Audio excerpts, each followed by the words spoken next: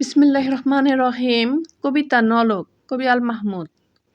আমার মায়ের সোনার নলক হারিয়ে গেছে শেষে, হেথায় খুঁজি হোথায় খুঁজি সারা বাংলাদেশে। নদীর কাছে গিয়েছিলাম, আছে তোমার কাছে? হাত দিও না, আমার শরীর ভরা বোয়াল মাছে। বলল কেঁদে তিতাস নদী হরিণ বেড়ের বাঁকে, সাদা পালক বকরা যেথায় পাক ছড়িয়ে থাকে। জল ছাড়িয়ে দল হারিয়ে গেলাম বনের দিক, সবুজ বনের হরিণটিয়ে করে রে ঝিকমিক।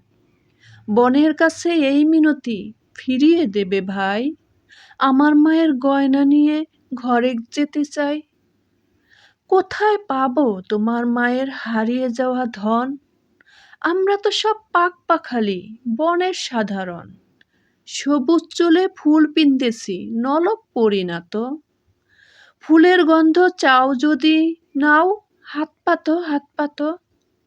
বলে পাহাড় দেখায় তাহার আহার ভরা বুক, হাজার হরিণ পাতার ফাঁকে বাকিয়ে রাখে মুখ। এলিয়ে খোপা রাত্রি এলেন ফের বাড়ালাম পা, আমার মায়ের গয়না ছাড়া ঘরকে যাব না।